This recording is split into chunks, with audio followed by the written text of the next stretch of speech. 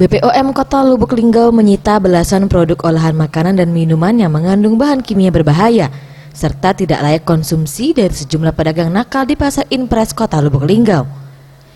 Dari 19 sampel makanan olahan yang diperiksa petugas BPOM, petugas menemukan bahan olahan makanan dan minuman seperti olahan makanan mie kuning yang mengandung zat formalin, serta bahan minuman cendol merah yang mengandung zat rodamin pewarna tekstil dan kerupuk gendar yang mengandung boraks. 19 sampel ini ada tahu, ada mie kuning, ada cendol, cendol merah, ada kerupuk.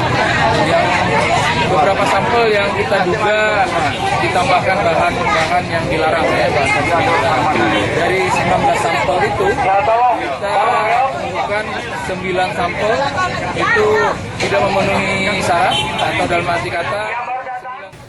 Badan Pengawasan Obat dan Makanan atau BPOM Kota Lubuk Linggau menghimbau kepada masyarakat agar menjadi konsumen yang cerdas saat hendak membeli produk olahan makanan dan minuman, terutama saat menjalankan ibadah puasa.